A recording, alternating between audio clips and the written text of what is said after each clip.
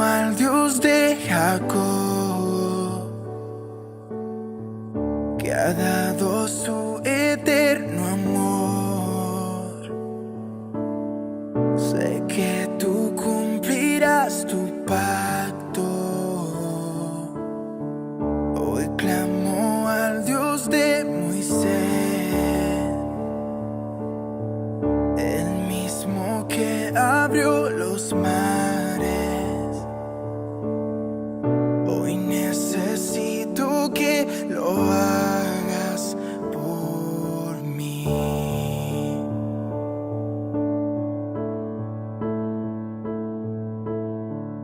Oh Dios, te necesito.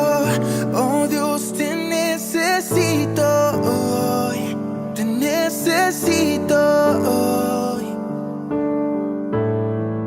Oh Dios, mi roca eterna, confío en tu fidelidad.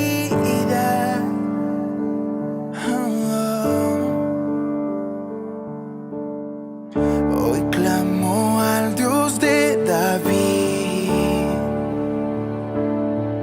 que hizo de un niño un valiente.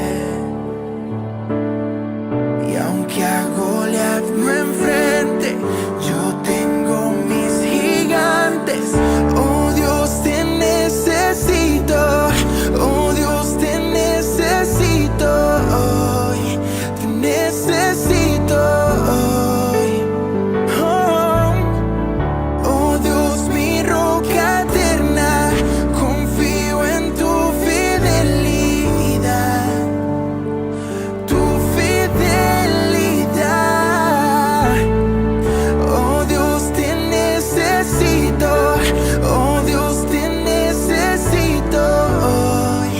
Te necesito hoy. Oh Dios, mi roca eterna, confío en tu fidelidad.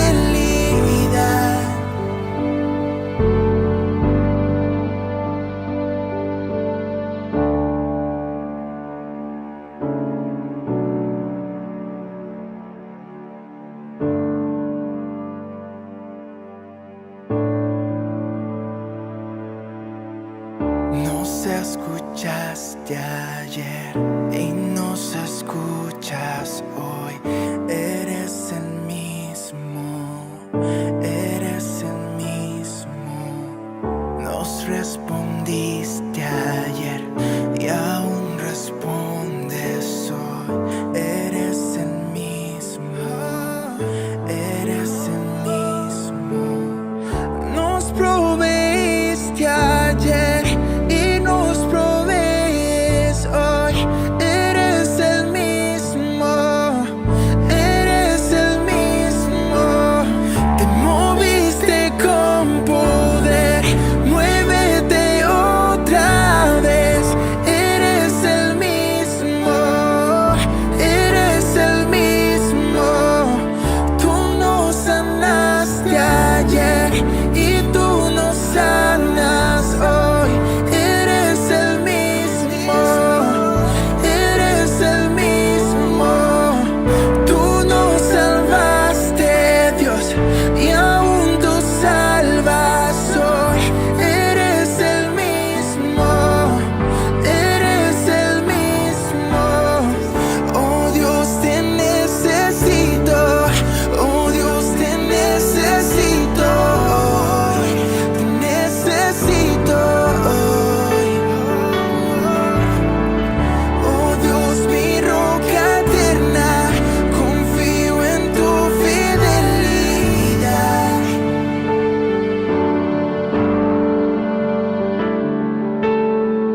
Oh Dios, te necesito. Oh Dios, te necesito hoy. Te necesito hoy. Oh Dios, mi roca eterna, confío en tu fidelidad.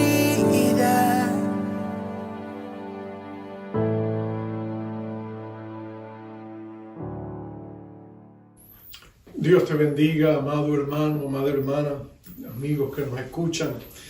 Deseamos que el Señor les bendiga de una manera abundante y que su palabra llene el vacío que siempre tenemos en nuestros corazones, porque nos alimentamos espiritualmente a través de la palabra de Dios. No solo de pan vive el hombre, sino toda palabra que sale de los labios del Dios que te ama. Te invito al Evangelio según San Lucas, el capítulo 5. El capítulo 5, verso del 12 al 16. El tema es un acto desesperado.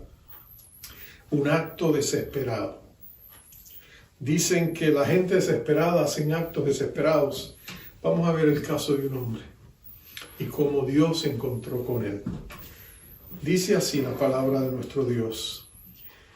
Hablando de Jesús, dice: sucedió que estando él en una de las ciudades, se presentó un hombre lleno de lepra, el cual, viendo a Jesús, se postró con el rostro en tierra y le rogó, diciendo: Señor, si quieres, puedes limpiarme. Entonces él, extendiendo la mano, le tocó, diciendo: quiero, sé limpio. Y al instante la lepra se fue de él.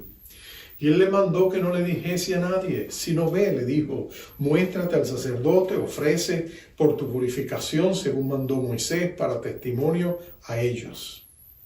Pero su fama se extendía más y más, y se reunía mucha gente para oírle y para que le sanase de sus enfermedades. Mas él se apartaba a lugares desiertos y oraba. Dios bendiga su palabra. Vamos a orar. Padre amado, qué precioso es poder estar juntos con mis hermanos. No hay distancia para ti en el Espíritu. Estamos muy cerca. Señor, gracias por los medios de comunicación que nos permiten esta oportunidad. Pedimos que tú llenes el corazón de mis amados hermanos de tu presencia, de tu amor, de tu poder, de tu gracia. Señor, gracias por esos 3 lindos regalos que tú nos has dado. La esperanza, la fe y el amor. Permite que en los corazones de cada uno de ellos y el mío, esos 3 regalos, Señor, crezcan y fortalezcan nuestro espíritu para mantenernos cerca de la llama de ti, de tu amor. Pedimos que tú hables a través de tu palabra que tiene poder y vida. En el nombre de Cristo Jesús, nuestra palabra de vida. Y que nos hables al corazón. Llévate la gloria por lo que vas a hacer. En el nombre de Cristo Jesús. Amén. Amén. Cuando estamos en una situación desesperada, cuando uno de nuestros hijos está en peligro, o nuestra amada esposa o amado esposo, cuando de pronto estamos en una situación donde necesitamos hacer algo, yo estoy seguro que tú harías cualquier cosa que fuera humanamente posible y moral para ayudar a la gente que tú amas. Ese fue el caso de un hombre en Armenia cuando hubo aquel famoso terremoto en la década de los 90 y de pronto en la escuelita donde él había dejado a su hijo Armand, de pronto se desplomó. En ese terremoto murieron más de 30,000 personas. Pero este dedicado padre fue a la escuela desesperado. Él sabía el cuarto de estudio, de clase donde estaba su hijito. Y viendo los escombros se fue en esa dirección y empezó a excavar. Después llegaron los bomberos, me trataron de ver, querían decirle que parara. Ellos querían estudiar la escena, asegurarse que lo hacían bien. Pero el hombre no había cómo echarlo de allí. Él seguía excavando. Dicen que excavó incansablemente por 36 horas. Hasta que al final escuchó la voz de su hijito que le decía: papá, estoy aquí. Por supuesto, lo que había pasado fue un milagro. Cuando el edificio se desploma con el terremoto, unas vigas se entrecruzan y crean una burbuja de espacio donde el niño y sus compañeritos estaban guardados. Solo con oxígeno limitado, pero cuando el padre se dio cuenta y llamó, vinieron y rescataron a todos ellos. Su niño Armand le diría a su papá, yo le decía a los niños que no temieran, que tú vendrías por nosotros. Él conocía el corazón de su padre y sabía que él haría cualquier acto desesperado por encontrarlo y salvarle. En esta escena que acabamos de leer encontramos a un leproso desesperado que viene a Jesús. Los eruditos nos dicen que había dos clases de lepra en el tiempo de Jesús. Una era un poquito superficial de la piel, y usualmente, aunque la gente era separada, aislada, pero la gente podía vivir largos años con esta lepra que no era tan severa como la que sufría este hombre. La segunda lepra era mortífera.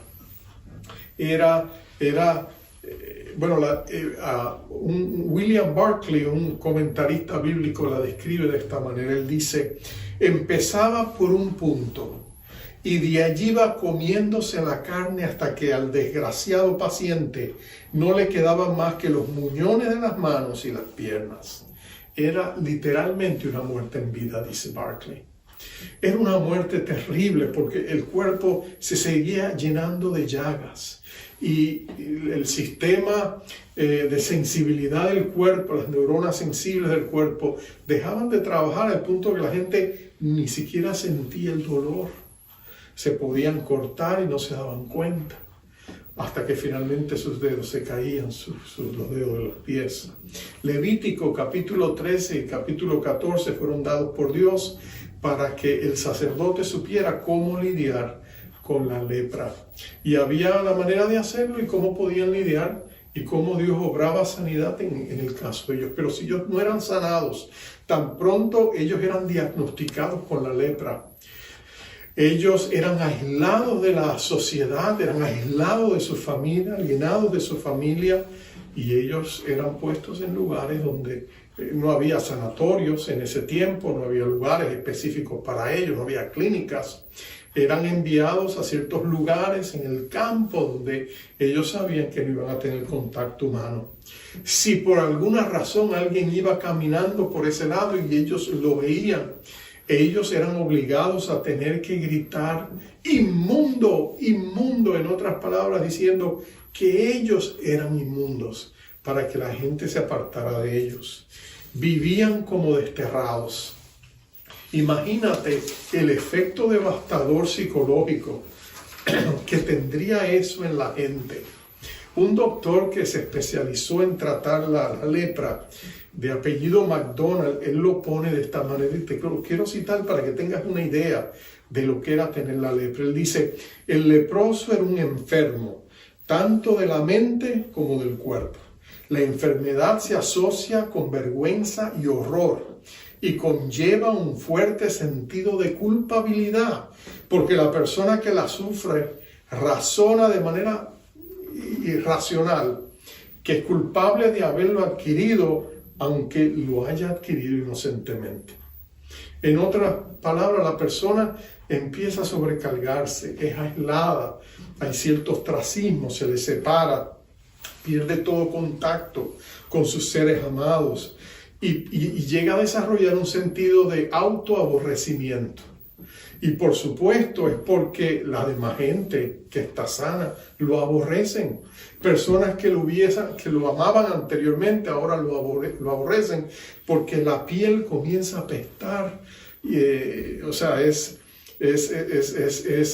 repugnante al sentido de olfato de la gente. Además, ver las llagas, las heridas es repulsivo. Entonces la gente les rechaza. Y eso hace que la gente se sienta que tiene que alejarse. Entonces, imagínate en el caso de este hombre. Lucas, que es un médico, lo describe de esta manera. Dice que él se acercó y era un hombre lleno de lepra. En otras palabras, era un estado avanzado de la lepra. Se había extendido por partes de su cuerpo. ¿Cómo es que este hombre logra meterse en medio de la multitud, llegar hasta donde está Jesús? Mateo, cuando lo presenta, sucede cerca de una ciudad, pero sucede donde hay multitudes de personas escuchando a Jesús. Entonces, ¿cómo es que este hombre logra llegar hasta donde está? Acuérdate, los discípulos eran el sistema de seguridad de Jesús.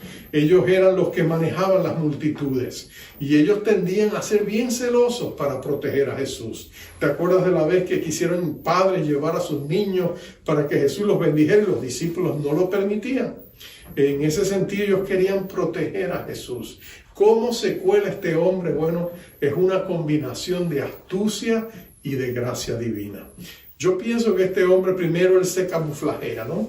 Él se pone capas y capas de ropa, manto, se cubre, se esconde. Aunque esté sudando, él tiene que de alguna manera evitar que ese olor transpire a la gente que está allí. Luego tiene que estar en movimiento, esperando el momento hasta que pueda finalmente acercarse a Jesús, tener ese encuentro. Yo me imagino que él está diciendo, Dios mío, por favor, dame la oportunidad.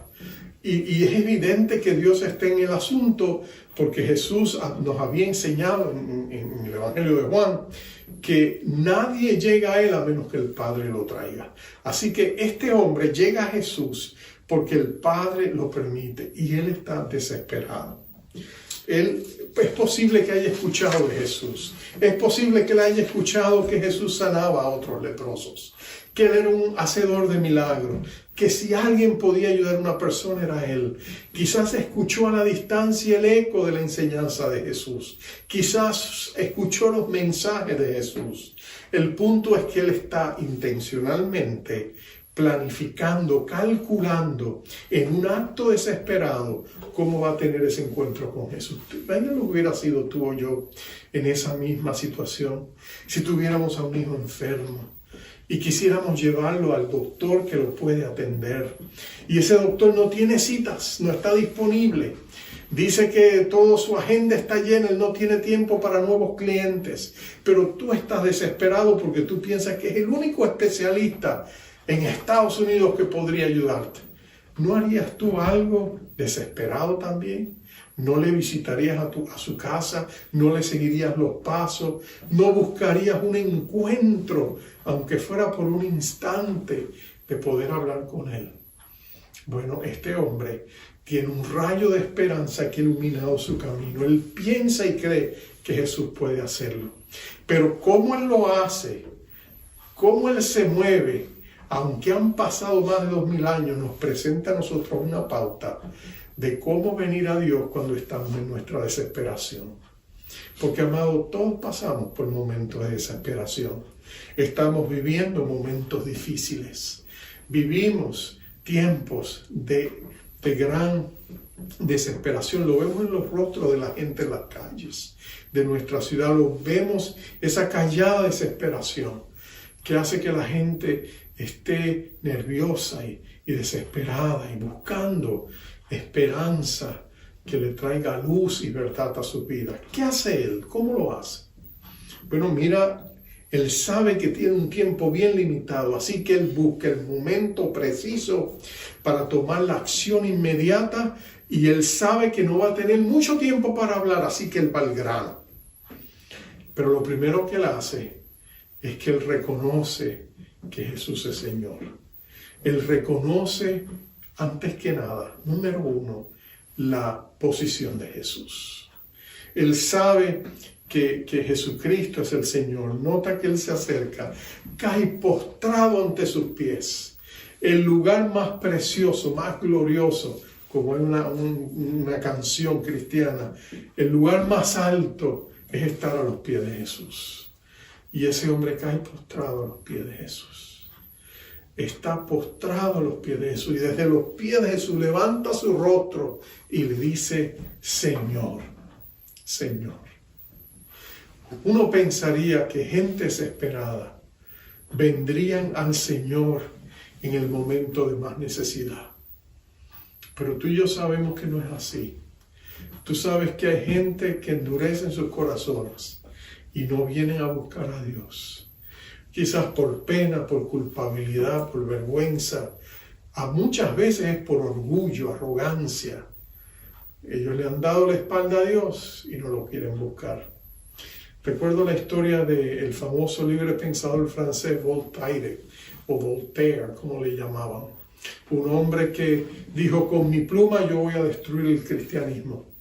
Voy a destruir la obra de Jesús y sus 12 apóstoles. Él, aunque sus ataques virulentos eran más contra la iglesia que contra el cristianismo, lo cierto es que él se levantó como un paladín del agnosticismo y del libre pensamiento. Y tú sabes que pasó toda su vida en su arrogancia. Un cristiano se lo encontró en la calle en una ocasión y le dijo, ¿a dónde vas? A la iglesia. Ah, vas a la iglesia, muy bien. ¿Por qué no vienes conmigo? Le dice el hombre, vamos a la iglesia. ¿Conoces a Jesús? Y le dijo arrogantemente Voltaire, nos conocemos, pero no nos hablamos. Esa era su arrogancia. Pero cuando estaba en sus últimos momentos muriendo, cuando usted pensaría que desde ese umbral de la eternidad, en esa trinchera donde muchos piensan que no hay ateos, tú pensarías que él levantaría su mirada a Dios y pediría misericordia, pero no fue así. Dicen historiadores que sus últimas palabras fueron, he sido abandonado por Dios y por los hombres. Me voy a ir al infierno, oh Cristo, oh Jesucristo. Pero no clamó por misericordia. ¿O qué del famoso astrónomo Carl Sagan, el famoso que creó la serie Cosmos, uno de los hombres que puso la astronomía en el mapa con sus programas y informativos sobre las estrellas y la astronomía? Un hombre conocido como un hombre de ciencia. En sus últimos momentos, cuando murió, alguien le preguntó a su esposa que estuvo con él. Habían vivido como esposos los 20 últimos años de su vida y le preguntaron a ella, él abrió su corazón a Dios, él clamó a Dios y ella dijo, no, él no hizo eso. Y él le dice, pero él no quiso acercarse a la religión. Dice, no. Y él dice, ¿por qué? No quería tener fe. Él le dijo, no, él no quería la fe. Él solo estaba interesado en conocer. Le gustaba tener el conocimiento, pero él nunca pensó que podría acercarse a Dios. Entonces, obviamente, tú te das cuenta de que aún en nuestros momentos desesperados, la gente no siempre busca a Dios. Pero tú y yo sí podemos buscar a Dios. Tú y yo sabemos que como el ladrón en la cruz, el corazón de Cristo siempre está abierto. Cuando aquel ladrón miró a Cristo en la cruz, le dijo, ten misericordia de mí cuando vengas en tu reino. Y te acuerdas que él miró a este hombre y le dijo, verdaderamente te digo, hoy estarás conmigo en el paraíso.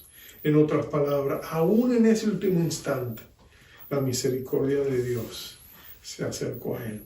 Cuando tú y yo reconocemos a Cristo como Señor, cuando tú y yo nos acercamos con verdadera humildad y sinceridad, el corazón de Dios se abre a nuestra necesidad. Entonces tú y yo podemos acercarnos confiadamente al trono de su gracia para recibir misericordia, gracia y el oportuno socorro, dice Hebreos. Pero entonces, después de reconocerle y decirle, Señor, nota que él apela, número 2, apela a su buena voluntad. Él le dice, Señor, si quieres. En otras palabras, él reconoce que él tiene, en realidad es casi una pregunta lo que él le está haciendo al Señor. Señor, ¿tú quieres sanarme? Porque si tú quieres, hay posibilidades. Él reconoce, él está acercándose y buscando la buena voluntad de Dios. La pregunta que tú y yo nos hacemos en momentos de desesperación es esta. ¿Está Dios interesado en nosotros? ¿Se preocupa Dios por nosotros? ¿Sabe Dios lo que estamos viviendo y lo que estamos pasando? ¿No fue esa la pregunta en los labios de los discípulos en medio de la tormenta la primera vez en el lago de Galilea? ¿No corrieron a donde estaba Jesús en la proa y lo despertaron en medio de los vientos huracanados y el oleaje que se levantaba y le dijeron, Señor, ¿no te importa que perecemos? Esa es la pregunta que tú y yo nos hacemos. Señor, mira lo que estoy pasando. ¿Te importa que yo esté en esta situación? Y la respuesta de Jesús es la respuesta universal de Dios. Sí, siempre me importa lo que estás pasando. Sí me interesa. Jesús miró a aquellos discípulos y le dijeron, claro que sí. Se puso de pie, calmó los vientos, calmó la tormenta. Y luego se acercó a ellos y le dijeron, hombres de poca fe, ¿por qué temieron? Porque Él les había ya dicho a ellos que Dios estaba por ellos, que Dios estaba con ellos, que Dios los amaba a ellos, que Dios tenía un plan para sus vidas, un llamado para sus vidas, que ellos eran inmortales hasta que esos planes se cumplieran a la vista de Dios. Y por eso Jesús los confronta y le dicen, habiéndole dicho todo esto, ¿cómo es posible que hayan dudado que yo no me interese por ustedes? La mentira del diablo, sin embargo, es decirnos en nuestros momentos de crisis, hasta solo, Dios no te escucha, Dios no se interesa, seguramente que hay algo en ti que está mal, seguramente que hay pecado en tu vida, seguramente que Dios no quiere ni siquiera mirarte, seguramente que tú no eres lo suficientemente bueno para que Dios tenga misericordia de ti. Pero nota esto, Jesús dijo, sí quiero. Jesús contestó esa pregunta y le dijo sí. Entonces eso abre la puerta para que tú y yo nos acerquemos al Dios que dice que sí se interesa por nosotros y podamos clamar a Él. Él nos invita a hacerlo. En Jeremías 33:3 dice, clama a mí y yo te responderé y te enseñaré cosas grandes y ocultas que tú no has conocido. Primero Dios te da un mandato, clama a mí, luego te da una invitación, ven a mí, clama a mí, yo te voy a responder, una promesa, y luego te dice, te voy a revelar más de mí mismo y de mi voluntad y de mis propósitos. Entonces la respuesta a la pregunta, ¿se interesa a Dios? Es sí. Pero pastor, quizás tú dices, ¿pero qué sí?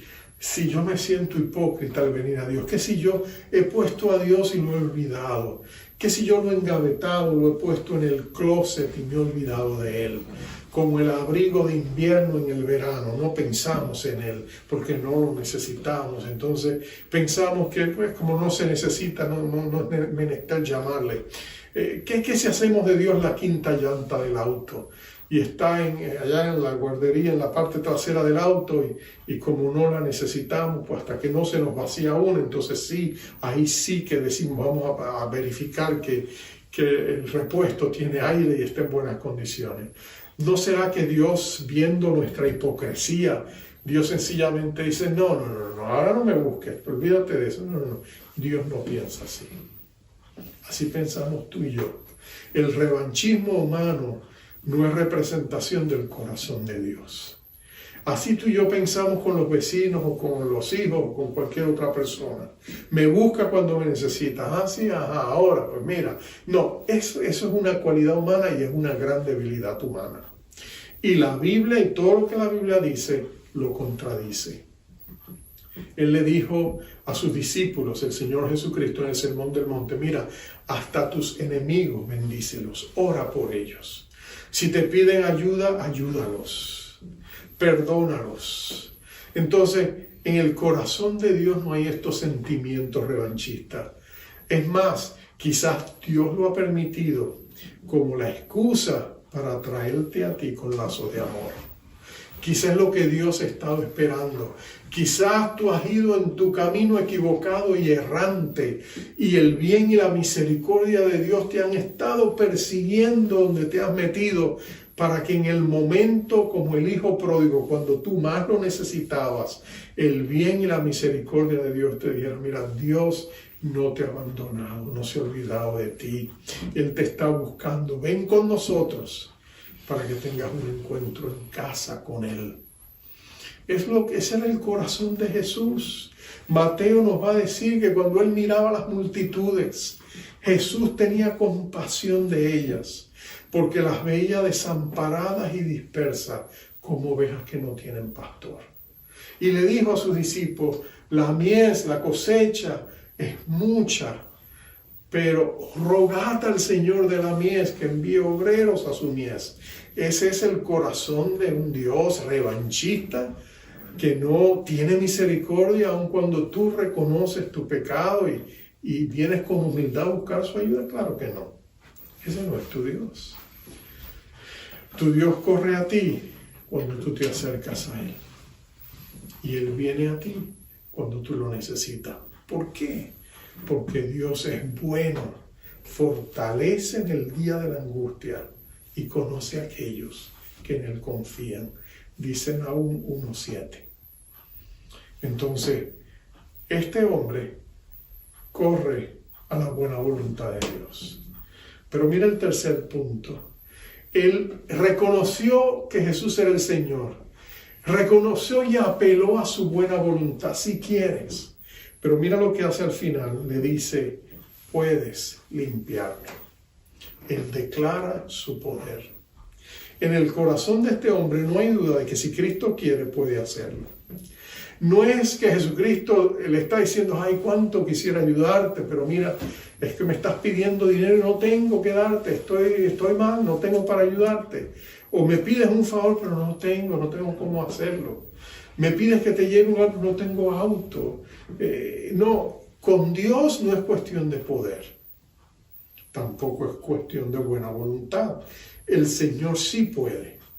El Señor puede hacer todas las cosas. Lo que Él está diciendo es, Señor, tú puedes. Si quieres, tú puedes. Tienes el poder para hacerlo. Es lo que Él le está diciendo a Jesús. Él está reconociendo que Jesucristo tiene poder soberano. Nuestro Dios es un Dios omnipotente. Es un Dios que puede hacer todas las cosas.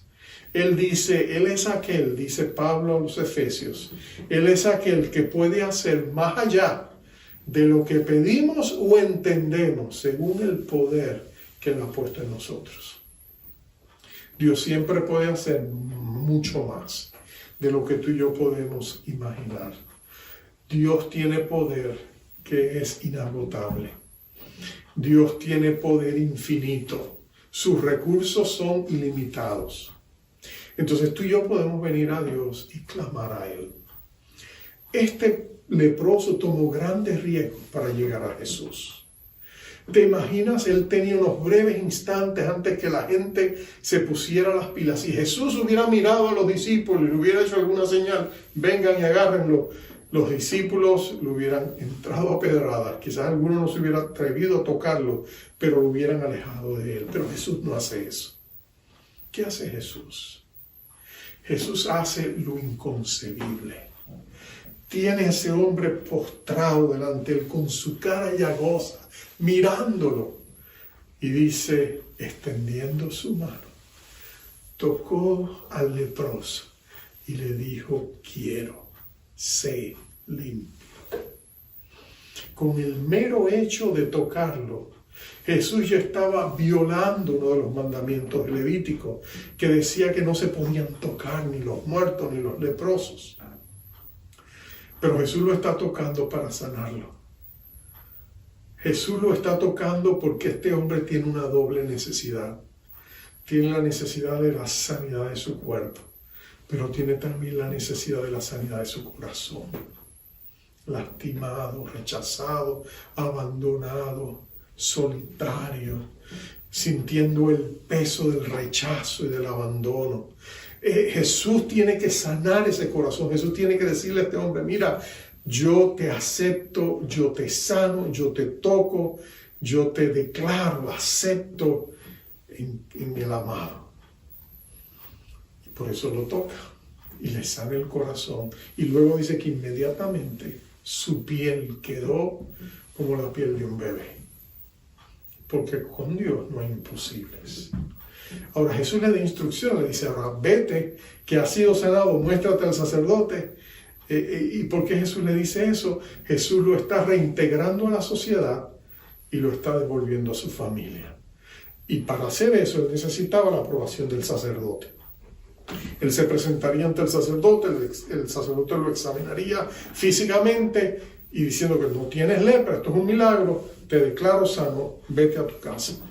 Y tú te imaginas la fiesta cuando ese hombre llegó a su casa. y sus hijos lo volvieron a abrazar, y su esposa lo volvió a abrazar, y su madre y su padre lo volvieron a abrazar. ¿Tú te imaginas el gozo que había? Oh, amados, ese gozo no se compara al gozo que ocurre en el cielo cada vez que un pecador se arrepiente. Jesús dijo eso también. En el cielo hay constante fiesta. Y mira lo interesante, porque desde 1990 hasta el presente, estamos hablando de un poquito más de unos 30 años. Más personas han venido a Jesucristo en estos últimos 30 años en el mundo entero que los 20 siglos previos de la iglesia combinados. Claro, la población es mucho mayor. Hoy día vemos casi 8.000 millones de personas sobre la tierra. El número de conversiones es mucho más grande. Pero si por cada una hay una fiesta en el cielo, ¿qué te dice eso del cielo? Que desde 1900 para acá, si no mucho antes, el cielo ha vivido en constante fiesta. El cielo ha estado celebrando eso. Qué precioso es cuando vemos a la gente venir a Jesús. Qué alegría, qué gozo, qué celebración.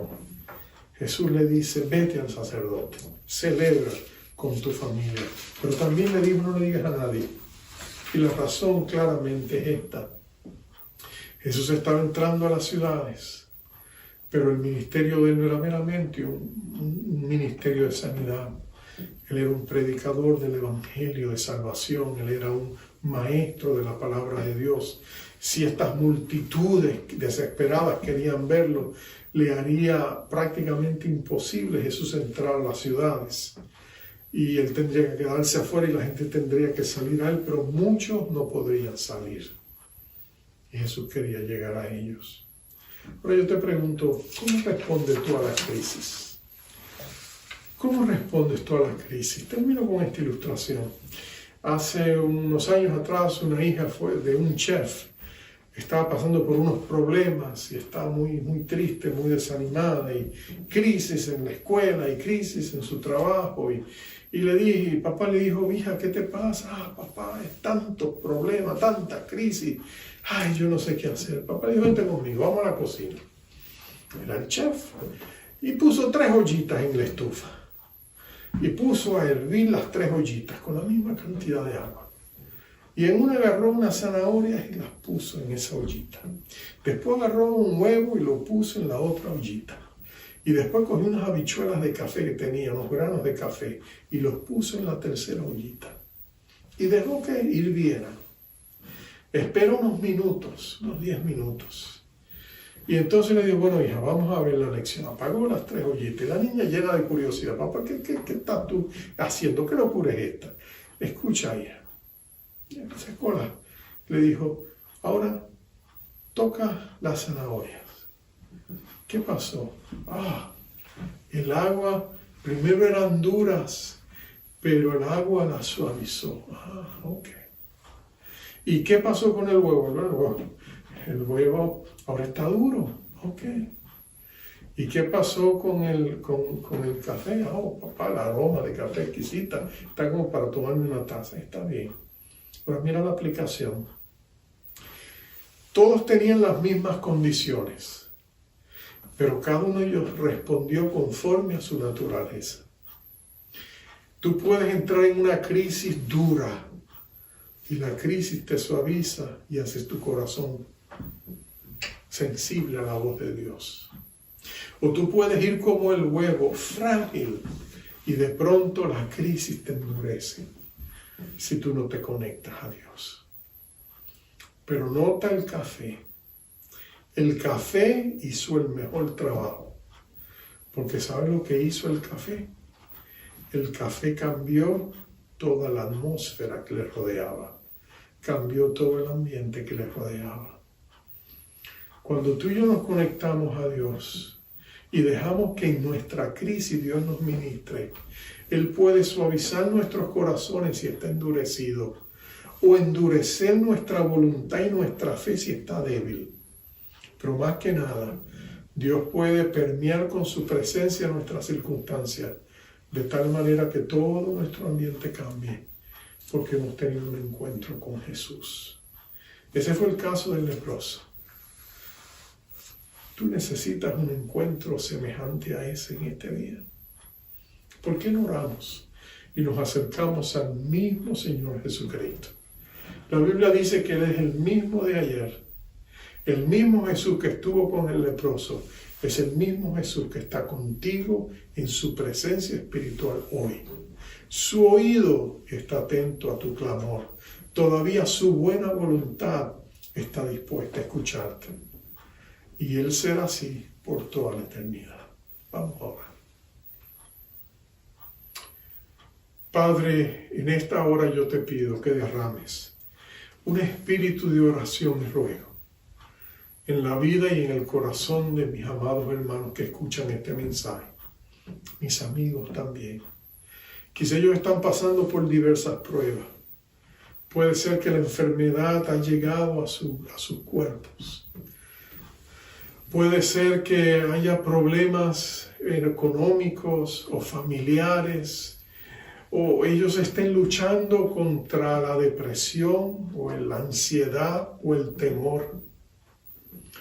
Puede ser que ellos también se sientan como este leproso, desamado, solitario, aislado, solo o sola.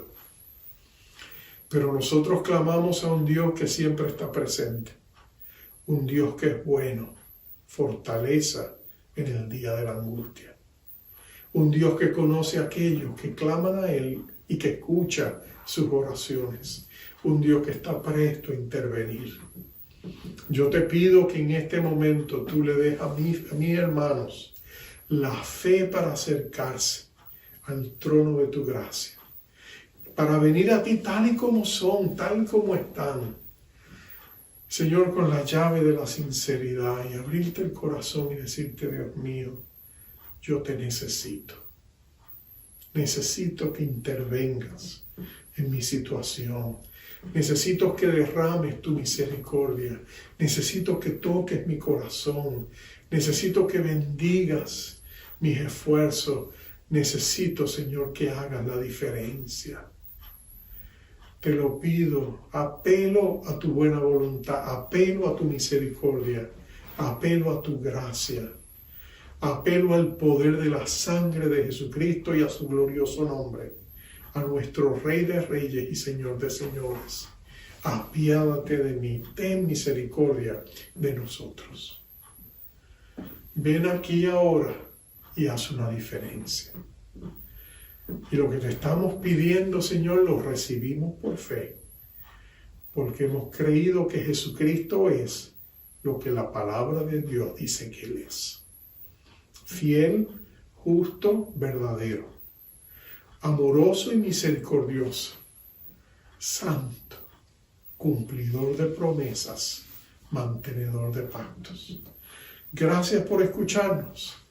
Ahora abre nuestros ojos a las posibilidades de lo que tú vas a hacer, y cuando respondas te podamos dar gracias y alabarte y decir buenas cosas ha hecho Jehová con nosotros. En el nombre de Cristo Jesús. Amén. Amén y amén. Bueno, y ahora te envío como siempre con la bendición acostumbrada. Jehová te bendiga, Jehová te guarde, Jehová haga resplandecer sobre ti su rostro y tenga de ti misericordia.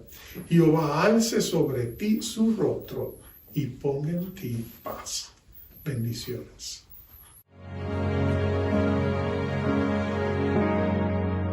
Me abrazas tan fuerte que no quiero separarme de ti. Me abrazas tan fuerte que no quiero separarme de ti.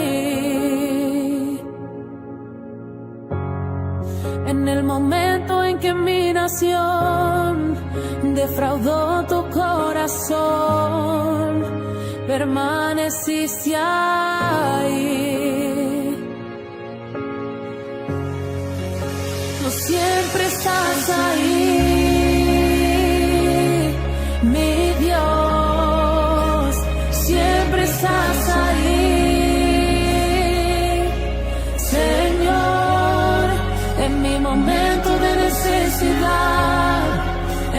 momento de debilidad, tú siempre estás ahí. Tú me abrazas tan fuerte que no quiero